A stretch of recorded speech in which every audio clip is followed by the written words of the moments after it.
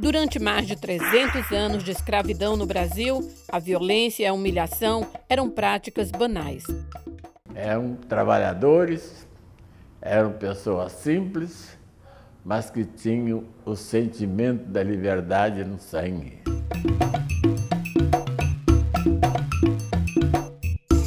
No Ceará, o grupo mais significativo de escravos é exatamente o de origem angolana.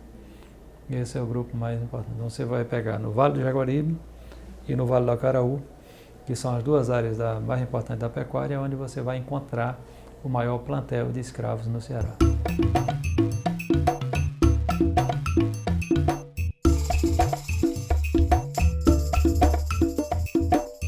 O português Simeão Teles Jurumenha foi o primeiro dono da Fazenda Livramento, na então Vila do Acarape. A casa grande com a senzala no subsolo foi construída no século XVIII. Hoje o local abriga o Museu Negro Liberto, que conta a história de uma sociedade escravocrata e hostil.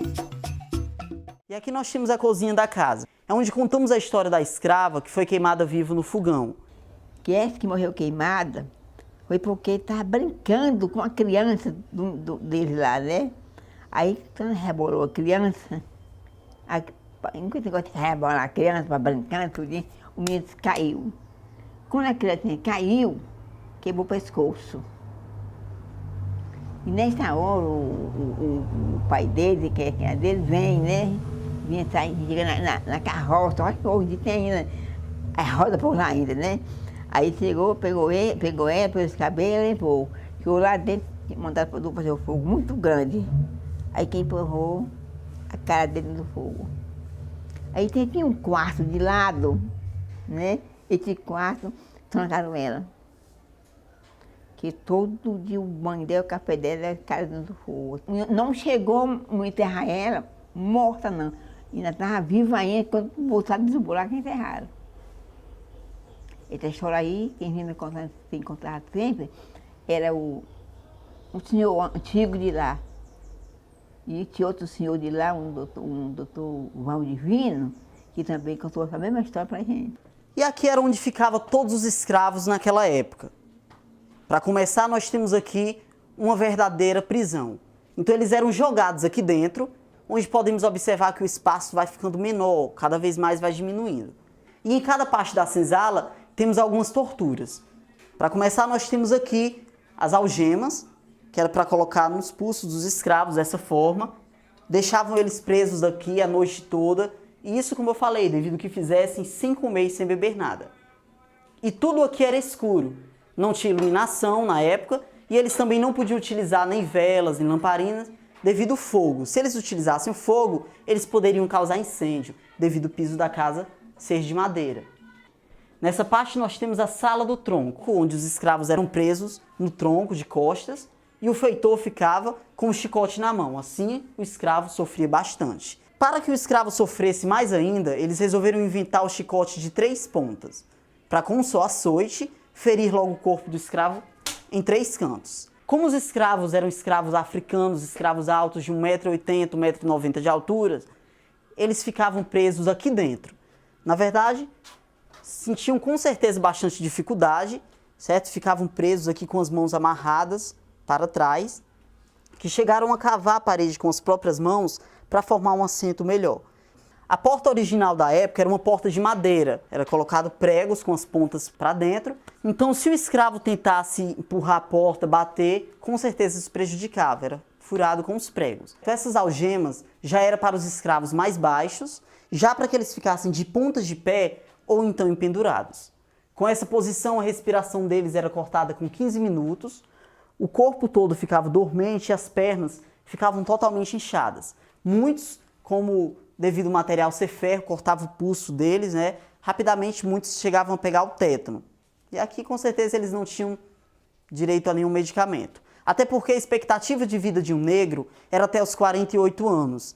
E um escravo de 40, 45 anos, se estivesse na tortura, para o dono já podia morrer, já não servia quase nada. E aqui não só viviam os homens, como também todas as mulheres. Viviam juntos aqui dentro, inclusive crianças também. E este desenho está mostrando que naquela época nem as mulheres se salvavam. Homens e mulheres também poderiam ser tratados da mesma forma. Agora, às vezes, eles ficavam assim de castigo, que era para servir de exemplo para os outros. Então, os escravos vendo o homem e a mulher assim, aí não ia desobedecer, porque sabia que poderia ficar dessa forma. Só que as crianças também não se livravam das torturas. Todos os filhos de escravo, mesmo sem fazer nada, mas eles tinham que vir aqui todos os dias, colocava isso aqui no pescoço, 1 hora, 2 horas, isso para quando ele chegasse na fase adulta já estar obediente ao seu dono. Aí temos aqui 3 gargalheiras, que seria para castigar o pai, a mãe ou o filho, ou criança, adolescente e adulto. Essa porta já dá acesso ao banheiro da casa grande, por onde o dono descia todos os dias para observar como os escravos estavam. Daqui mesmo ele trazia uma tocha ou uma lamparina e escolhia as escravas jovens e bonitas para trabalhar na casa grande com ele. E também era por esse local que as escravas traziam no tacho a comida dos escravos para ser levada até o canavial. Aqui vamos conhecer agora a Cela das Mucamas, que era o local onde viviam as escravas bonitas, né, as escravas escolhidas pelo dono para trabalhar na casa e manter relações com ele. Aqui todas elas tinham direito a esteiras de palha, já para não ter contato com o chão devido à higiene. Eram escravas limpas. Durante a noite, o senhor de engenho vinha a essa janela, escolhia uma das escravas para ter relações com ele. Muitas das vezes a esposa descobria a traição, mas nem sempre poderia fazer nada porque a escrava era protegida do senhor de engenho. Quando ela tinha oportunidade, que sabia que naquele momento estava só com a escrava na casa grande, ela chamava o feitor e dava a ordem para deformar aquela escrava. Cortava a face, amputava o bico dos seios, quebrava os dentes à martelada, arrancava as unhas, cortava o cabelo, para deixar a escrava feia para que o seu esposo não pudesse sair com ela novamente. As mulheres negras até hoje têm um status de escrava, porque elas trabalham para viver, para ajudar a sustentar suas famílias, mas não têm a menor receptividade, o menor respeito da sociedade circunstante. Eles desprezam, tratam como se fosse o lixo da sociedade. O negro no Brasil sempre foi injustiçado, a injustiça foi uma coisa muito presente. E a gente, na qualidade de pesquisador, tem a plena noção que tentou-se corrigir de alguma forma as injustiças cometidas. Talvez não seja a forma certa, não gostaria de entrar nesse mérito como pesquisador, mas, acima de tudo, dizer que cada um alerte a sua consciência para o fato de que houve uma grande injustiça no Brasil. Nos jornais da época, os fazendeiros procuravam escravos fugidos pelos sinais mais comuns. Fugido da cidade de São Sebastião, a bordo do vapor Ceará, em viagem para o norte, um negro já velho, o qual, devido aos muitos crimes que tem praticado, tomou por isto o apelido de alcanforado. Tem a pele preta, igual ao seu baixo e infame procedimento. Esse cabra, que não queremos ver, pode, por essa nossa autorização, ser levado a pau e vergalho em qualquer praça ou rua desta cidade onde for encontrado. Podem mesmo sangrá-lo, que só assim a humanidade será vingada dos ultrajes praticados contra a honra por esta fera.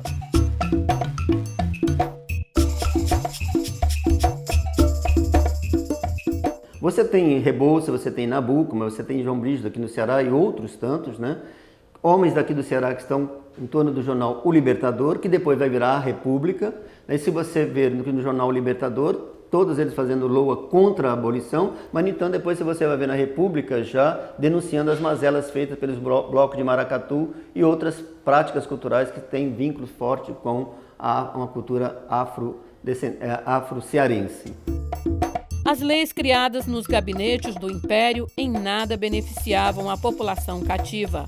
A Lei Eusébio de Queiroz, que proibiu o tráfico intercontinental, acabou fortalecendo o comércio interprovincial.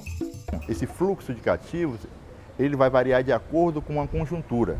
Épocas de seca, guerras, no caso, por exemplo, da Guerra do Paraguai, onde os negociantes, né, de escravos, eles vão encontrar meios para continuar lucrando com essa exportação de cativos.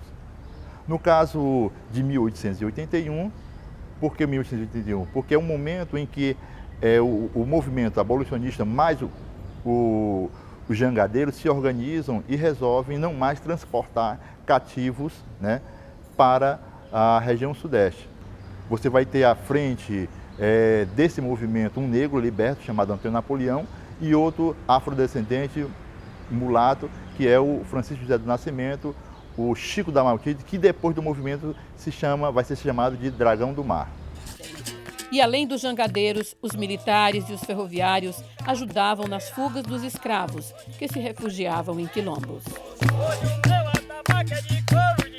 Na história da libertação dos escravos em redenção, um dos fatores mais importantes foi o envolvimento dos próprios escravos nessa luta. A gente achou interessante a parte de uma escrava chamada Damásia, que veio trouxe os seus 2 filhos para a Junta de Emancipação de Escravos e trouxe uma contribuição de R$60 mil para libertar os seus 2 filhos, Francisco e Joana.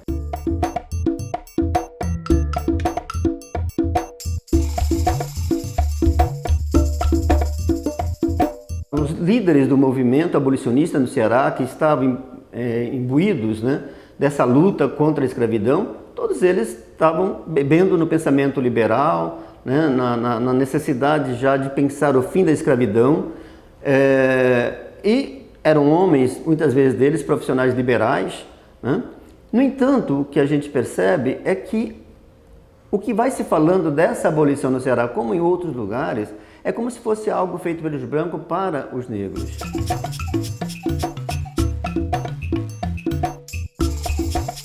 A Vila do Acarape aguardava ansiosa o dia da libertação dos escravos, 1º de janeiro de 1883. A comitiva formada por João Cordeiro, Liberato Barroso, Padre Guerra, Justiniano de Serpa, Maria Tomásia, José do Patrocínio, que foi a presença muito ilustre na nossa cidade, e outros. Eles saíram de Fortaleza às 6 horas da manhã, chegaram no Acarape, no Cala-Boca, né, que era a estação ferroviária, e de lá vieram de carroça, cavalos, até a sede da cidade, aqui a Praça da Matriz, que estava toda enfeitada para receber a comitiva. Então, sucedeu-se, né, a solenidade de alforria dos escravos. A Vila do Acarape passou a chamar-se Redenção. Tornou-se conhecida como Berço das Auroras e Rosal da Liberdade. A liberdade nasceu no lugar próprio, nasceu onde devia nascer, não foi um presente de classe favorecida. Eu acho isso aí muito importante e muito bonito para o Brasil inteiro. Eu acho que o Ceará, se não tivesse mais nada para se orgulhar, ele tem esse fato histórico da maior relevância no país, né? Ele foi o primeiro estado que libertou os escravos do país.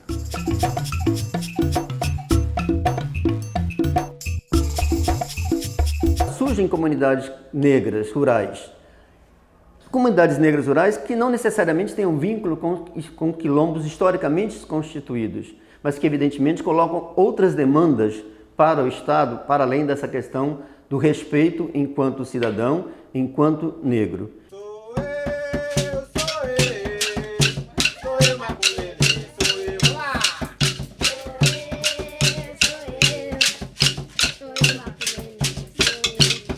Esta comunidade, ela surgiu da vinda de um negro fugido, pulando de um navio na hora que eles ancorou na Barra do Ceará.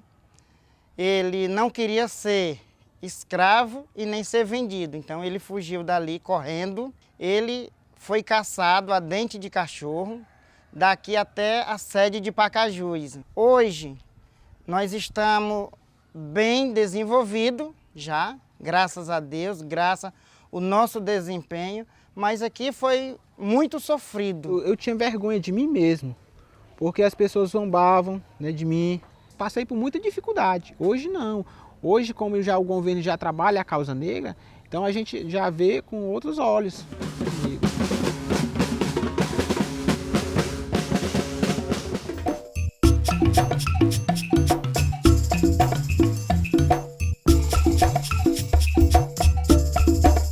desde pequeno aqui no Iracema, a gente é acostumado a ouvir sobre os bastiões, né? Sobre essa comunidade, sobre essa história, né? Que vieram as duas escravas fugidas de Palmares para essa região. Nós, da minha parte, desse aqui, somos da parte da Bibiana. Aí ela tinha umas filhas, tinha a mãe do meu avô, tinha Maria Felícia, tinha Antônio Salvador, tinha Inês, tinha Ligola, tinha Tereza. Tereza era a mãe de um professor que tinha lá, chamado Luciano Tereza, que é um professor filho dessa Tereza. Eu só lia a letra do primeiro manuscrito. Lá tinha uma festa bonita, rapaz. A festa de Bastião ainda hoje está mais fraca, mas ainda é boa. A festa de Nossa Senhora do Carmo.